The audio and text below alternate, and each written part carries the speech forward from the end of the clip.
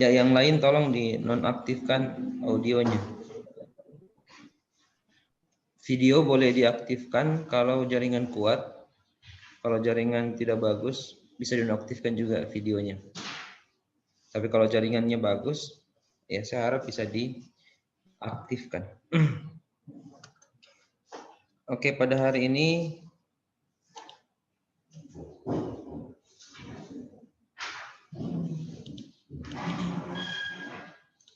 kita akan memasuki materi kedua, yaitu rancang bangun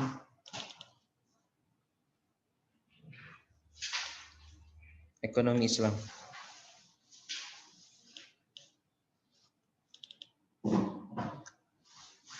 Kelihatan ya materinya? Ya, Pak. Ya, Pak. Jelas ya? Pak. Ya. Jadi kita akan pelajari mengenai konsep dasar dan rancang bangun ekonomi Islam. Jadi dalam pertemuan ini boleh dicatat, nanti ini juga videonya tetap akan saya upload di YouTube. Bagi yang mau mendengar ulang, silahkan. 3 standar kompetensi yang harus diselesaikan dalam pertemuan kali ini. Yang pertama, mengapa harus ada ekonomi Islam? Yang kedua, mazhab atau jalan dalam pemikiran ekonomi Islam. Yang ketiga, teori, prinsip, dan perilaku ekonomi Islam. Yang pertama, mengapa harus ada ekonomi Islam? Ya. Alasan yang pertama mengapa kita mempelajari ekonomi Islam ini perlu dipahami sebenarnya ya. Ekonomi Islam itu sebenarnya sejak lama. Ya, pertemuan lalu kita sudah sebutkan sejak Nabi Muhammad, kemudian khalifah selanjutnya dan dinasti Abbasiyah sampai negara Turki yang berakhir di 1942, itu praktek 1924 ya, itu praktek ekonomi Islam telah dilakukan.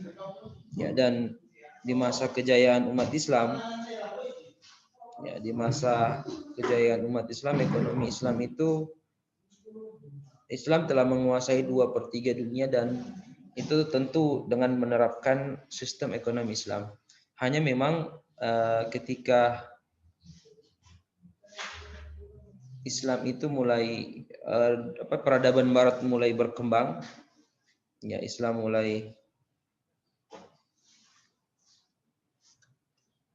Suara saya jelas ya? Jelas? Ya, Pak. Jelas. Jelas, Pak.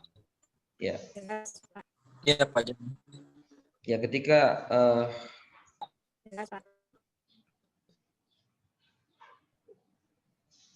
tahun 1600-an atau beberapa abad ketika Islam menguasai dunia, peradaban Barat muncul.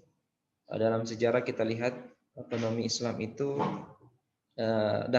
bahkan Islam sendiri pun mulai merosot atau kemudian dikenal dengan zaman kegelapan, dan zaman itu adalah zaman keemasan di Barat atau di ekonomi, kalau dalam ekonomi pemikiran ekonomi konvensional. Nah, kalau kita belajar ekonomi mikro konvensional, bukan dalam ekonomi mikro Islam, ketika kita diajarkan tentang ekonomi, teori-teori ekonomi, itu mereka baru menuliskan sejarah sejak tahun 1600-an. Ya, 1600 itu baru ada teori-teori ekonomi Barat. Seolah-olah ya mereka melupakan bahwa pemikiran ekonomi dan bahkan praktik ekonomi itu telah dilakukan ya sejak 1400 tahun yang lalu dalam Islam dan mencapai kejayaan yang luar biasa. Ya, namun selalu saya sampaikan bahwa konvensional atau yang hari ini kalau kalian kuliah di ilmu ekonomi konvensional, misalnya di UHO atau di Fakultas Ekonomi dan Bisnis yang konvensional, itu kita tidak akan diajarkan dengan sistem ekonomi Islam. Kita diajarkan bahwa sejarah itu dimulai tahun 1600-an. Ya, bahkan kalau kita mau jujur sebenarnya teori-teori yang dikembangkan atau yang disampaikan oleh tokoh-tokoh ekonomi barat, ya misalnya Pak Adam Smith dan lain-lain dan kawan-kawan lainnya, itu kebanyakan kalau kita mau jujur hampir sama dengan teori-teori ekonomi Islam yang sudah kami sampaikan pada pertemuan yang lalu. Ya mungkin ya kalau kita bisa katakan mungkin meniru teori-teori dan konsep ekonomi Islam. Nah, ekonomi Islam hari ini mulai bangkit lagi, mulai dikembangkan lagi karena ekonomi konvensional, ekonomi barat dirasa banyak masalah-masalah yang dihadapi. Ya, ekonomi makin hari makin abstrak, makin kacau, makin tidak jelas arahnya dan semua makin kebingungan dengan konsep-konsep ekonomi konvensional yang ada. Makanya di tahun-tahun abad ke-20 sampai hari ini perkembangan ekonomi Islam itu mulai besar. Ya bahkan dulu Inggris yang hari ini kalau kita lihat ada beberapa wali kotanya itu sudah beragama Muslim, itu pernah suatu saat kurang lebih awal tahun 2000-an itu datang ke Indonesia untuk belajar sistem perbankan Islam. Jadi mereka belajar bagaimana model pengelolaan perbankan Islam.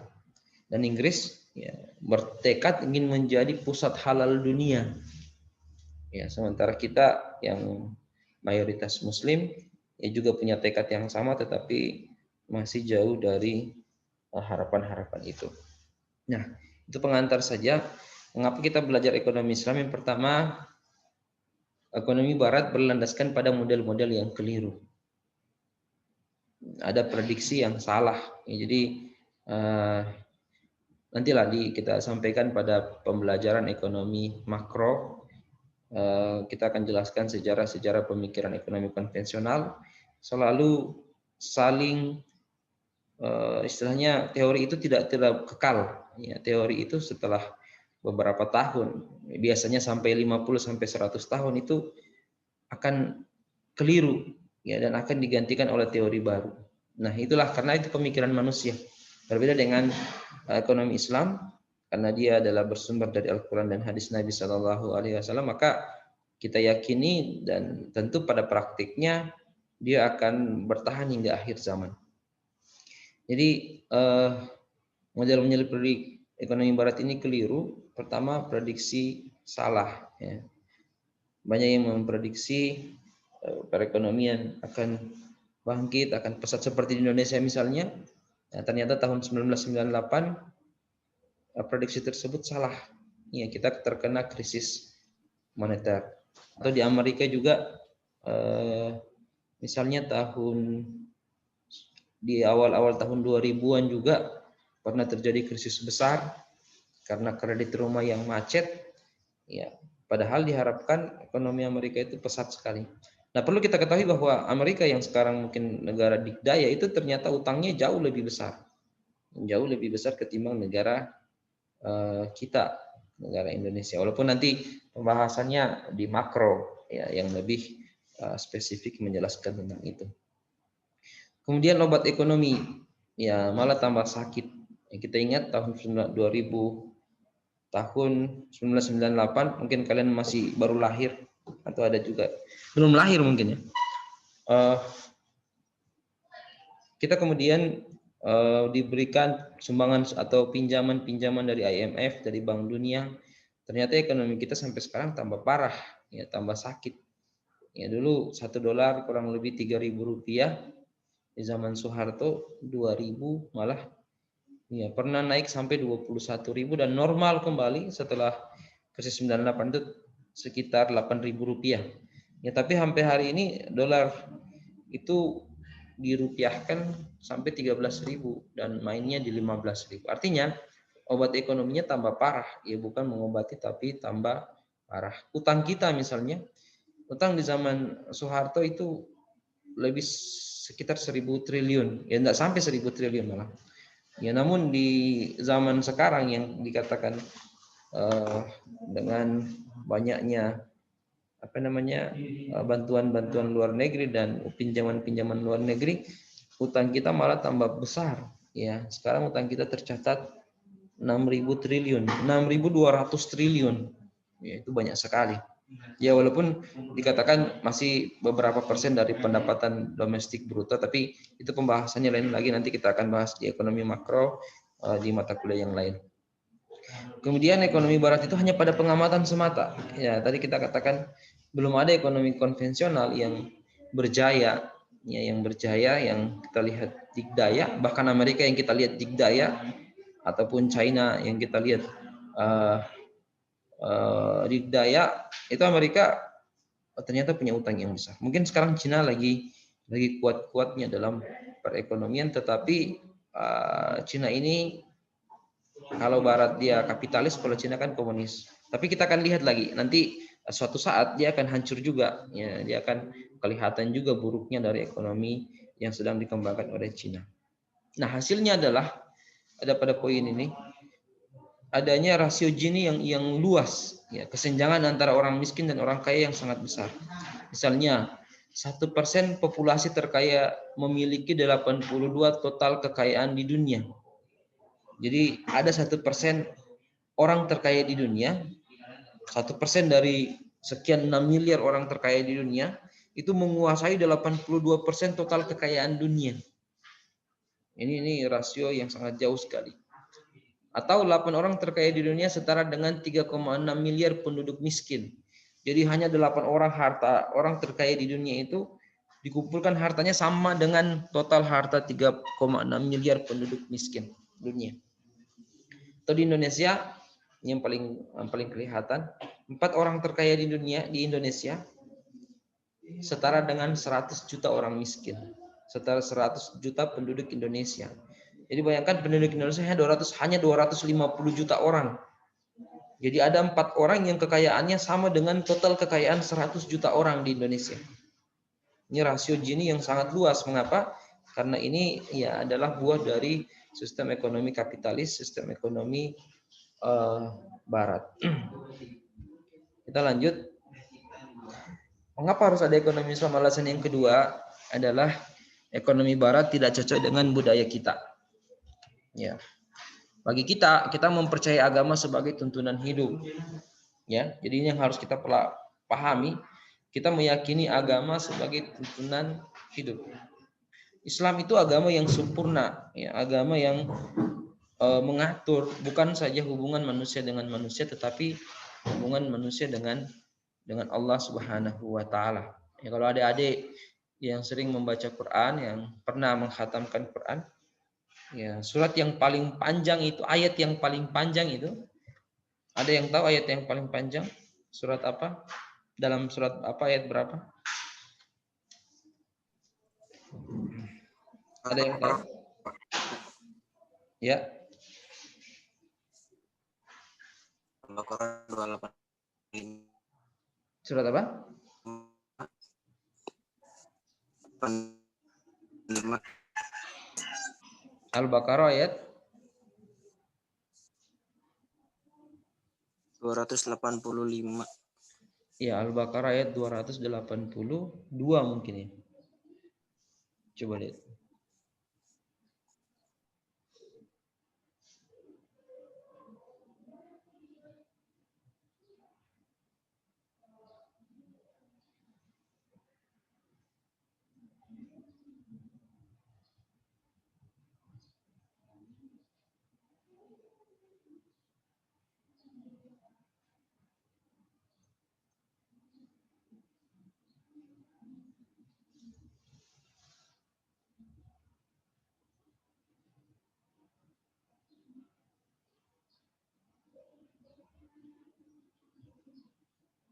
Ya, Al-Baqarah ayat 282.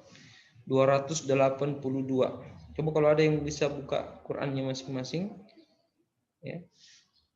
Buktikan ini bahwa Itu satu halaman penuh, itu satu ayat.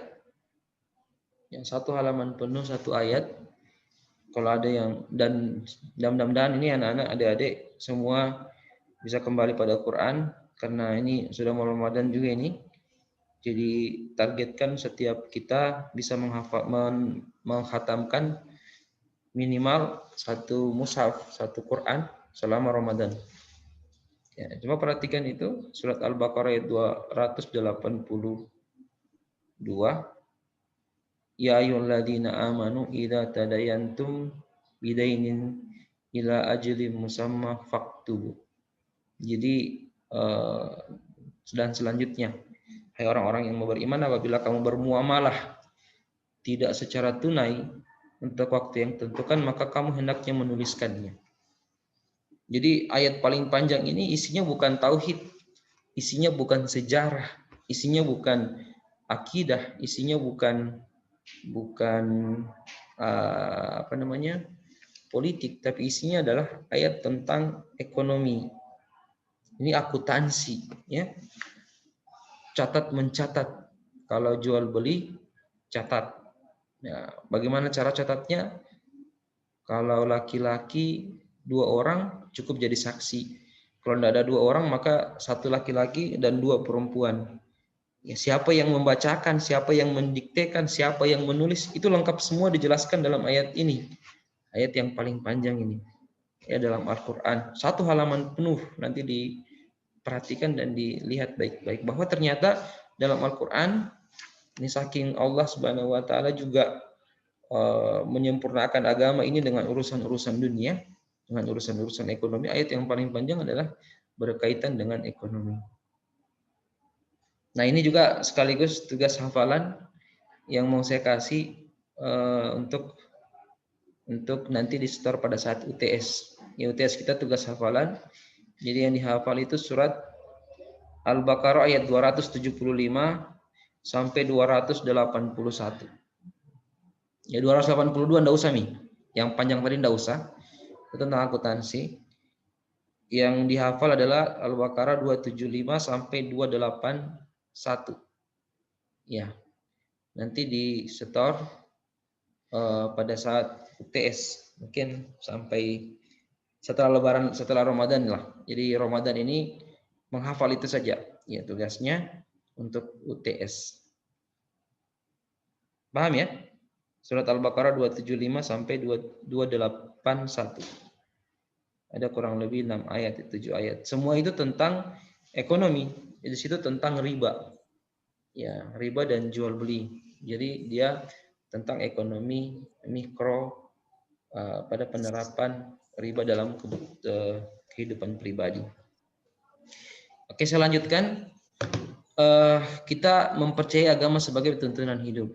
Kalau dalam ekonomi liberal, ekonomi kapitalis, sebenarnya dulu ketika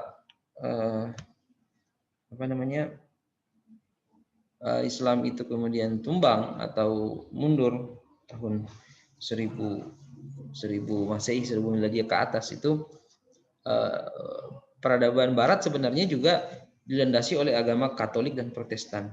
Hanya ada satu kejadian bagaimana mereka mensekulerkan itu. Jadi mereka, orang-orang pemikir-pemikir Barat itu melepaskan antara kehidupan dunia dan kehidupan keagamaan. Jadi agama biarkan dia di gereja, kata mereka pada saat itu, dan urusan-urusan dunia itu urusan negara. Jadi terpisah. Jadi nilainya sudah pada sistem bebas nilai, positivisme. Tidak ada muatan-muatan agama di dalamnya. Nah, ini yang berbeda, ya, berbeda dengan ekonomi Islam. Bahkan negara kita, Indonesia, itu sadar tidak sadar itu adalah negara agama dan negara beragama. Ya, walaupun bukan negara Islam, tetapi dalam bangunan-bangunan konteks ekonominya saja. Ya, kalau ada adik-adik yang masih hafal pasal 33 ayat 3. Ya, jadi Undang-Undang Dasar 45 itu PPKI yang buat. PPKI itu 5-6 orang dari 10 anggota PPKI itu adalah ulama, adalah orang-orang yang paham tentang agama. Maka kita lihat Undang-Undang Dasar 45 itu hampir kebanyakan adalah masuk dalam nilai-nilai Islam. Ini kelihatan sebenarnya, ya, dalam proklamasi kan atas berkat rahmat Allah yang Maha Kuasa.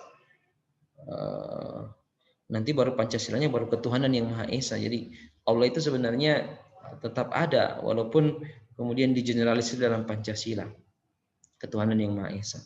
Atau misalnya pasal 33 ayat 3, bumi, air, dan kekayaan alam yang terkandung di dalamnya dikuasai oleh negara dan dipergunakan untuk sebesar-besarnya pada kemakmuran rakyat. Ini sebenarnya senar dengan hadis Nabi SAW, "An-nas syarikatun min salasah."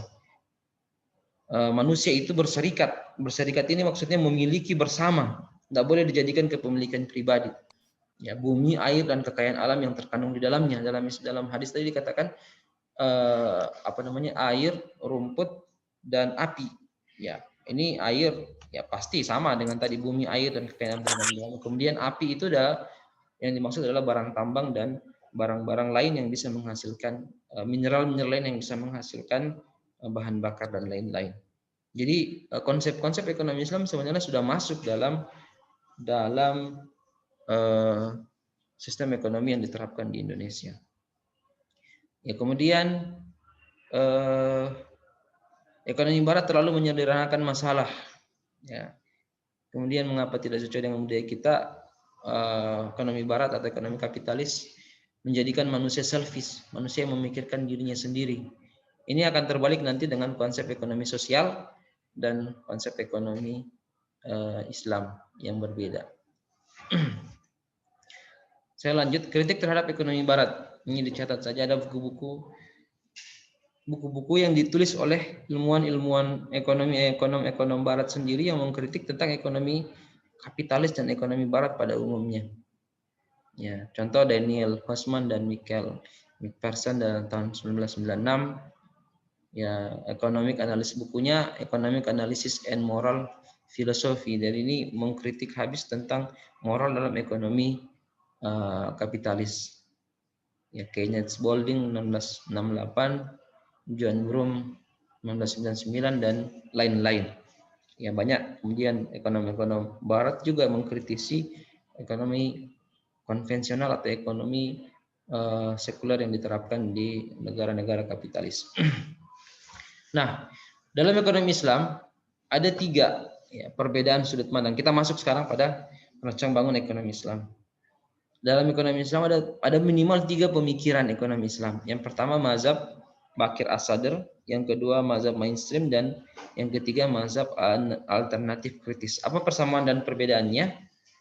Ya, kita akan bahas. Pertama, mazhab Bakir As-Sadr. Ya, ini mereka mengatakan bahwa masalah ekonomi bukan karena sumber daya alam yang terbatas, tetapi karena keserakahan manusia.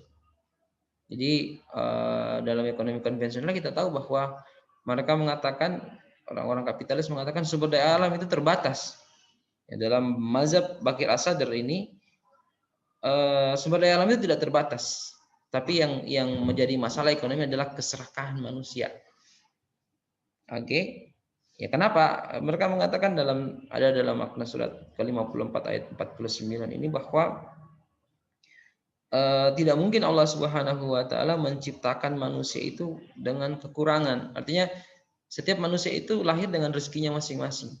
Dan manusia itu tidak akan mati sampai rezeki atau nikmat atau rezeki yang telah diberikan kepadanya dia dapat semua. Ini yang harus kita pahami ini. Ya.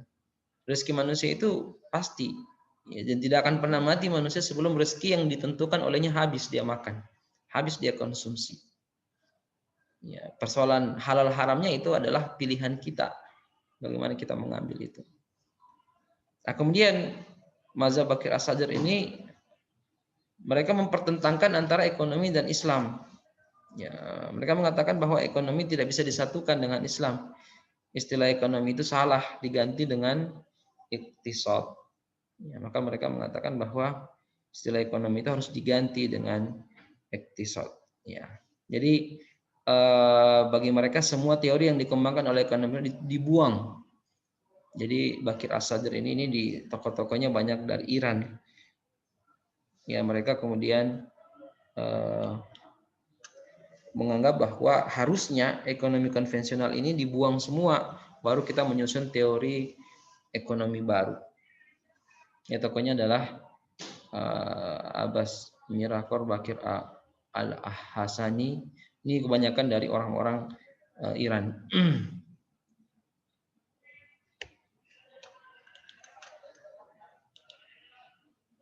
Kemudian yang kedua, mazhab mainstream. Ya, ini yang biasa kita pakai di Indonesia dan di mayoritas negara-negara Muslim dunia.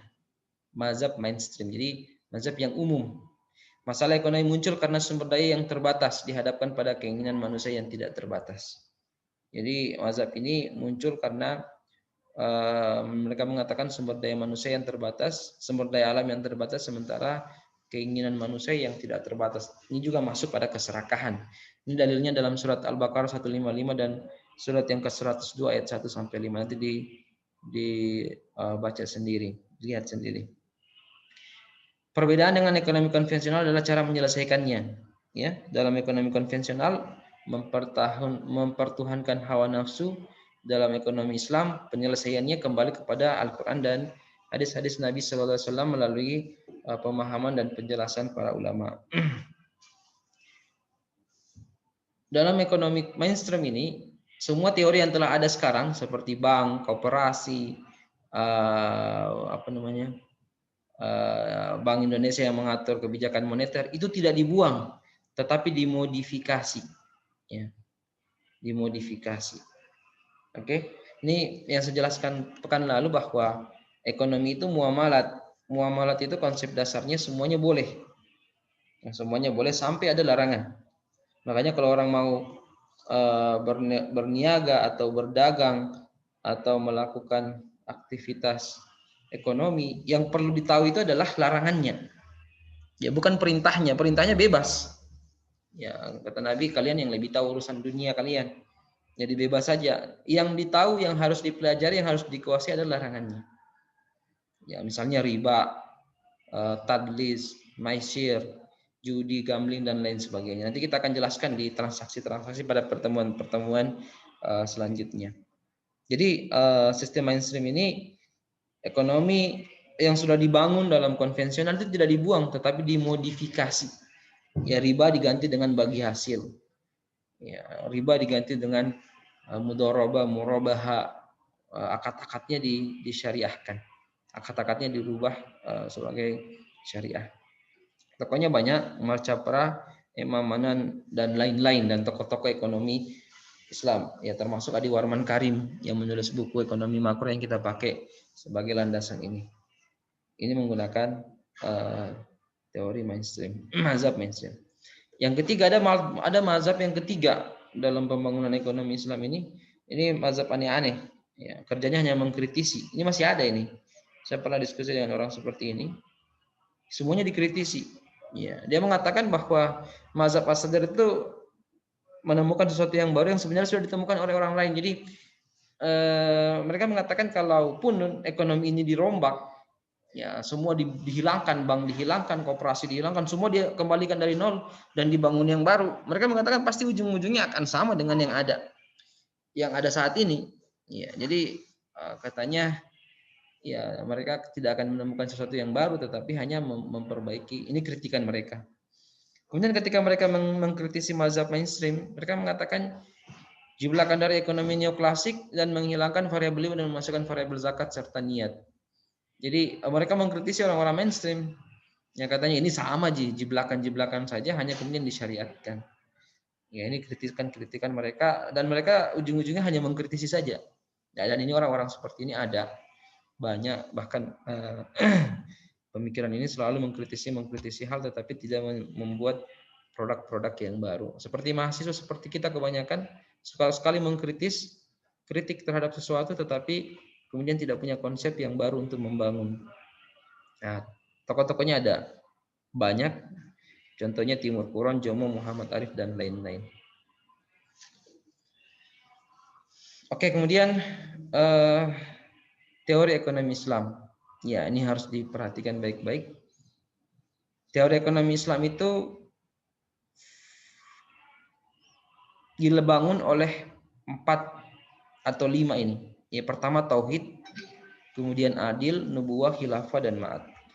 Tauhid itu meyakini bahwa Allah pemilik yang mutlak. Allah tempat menyembah, tempat meminta tolong. Iyyaka na'budu wa iyyaka nasta'in. Ya, tempat meminta dan tempat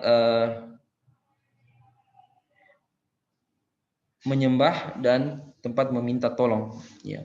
Kita bertanggung jawab kepada Allah terhadap apa yang semua yang kita kerjakan. Jadi apa-apa yang kita lakukan di dunia ini akan dipertanggungjawabkan di hadapan Allah nanti. Ini teori dasar yang menjadi landasan utama seorang pelaku ekonomi Islam. Ya, tauhid. Ya, Allah yang memiliki semuanya. Kayak konsep rizki misalnya. Rizki itu tidak akan pernah habis sampai manusia meninggal. Jadi jangan pernah ragu. Ya, sampai kita tidak akan meninggal sebelum rezeki yang ditentukan oleh kita habis. Ya, kita tidak akan meninggal sebelum bagi yang ditentukan jodohnya tidak akan meninggal sebelum dia menikah atau dia tidak akan meninggal sebelum dia sarjana misalnya kalau dia sudah ditetapkan sebagai seorang sarjana misalnya. Itu rezeki, itu konsep. Nah, tinggal bagaimana caranya? Ya, kita mau mendapatkan dengan cara yang halal atau cara yang haram itu pilihan manusia. Ya, terkadang kita cepat kemudian mengambil hal yang haram, padahal sebenarnya kalau kita bersabar kita akan dapatkan rezeki itu dengan cara yang halal. Ini tauhid, konsep yang harus betul-betul diyakini oleh setiap muslim. Kemudian adil. Konsep teori ekonomi Islam harus adil. Kapitalis, you get what you deserve. Kamu akan mendapatkan apa yang kamu cari, apa yang kamu usahakan. Ya, kalau dalam ini 3 dasar ideologi. Kalau sosialisme dia kepemilikan pribadi itu tidak diakui. Ya, sehingga banyak orang-orang sosialis itu kayak di Cina sana atau di negara-negara komunis, negara-negara sosialis, itu kepemilikan negara tidak diakui. Kepemilikan pribadi tidak diakui, semuanya adalah kepemilikan negara. Ya, kalau yang masih kental sekarang itu kan kayak Korea Utara. Korea Utara itu kan kekuasaan negara sangat besar. Ya, bahkan kepemilikan pribadi itu banyak yang tidak diakui. Dalam Islam kita mengenal nanti ini termasuk ayat yang dihafal kemarin, yang saya sudah hafal sebagai tugas UTS. La taslimuna wa la tuzlamun, dilarang menzolimi dan tidak dizolimi. Jadi tidak boleh menzolimi dan tidak boleh juga dizolimi.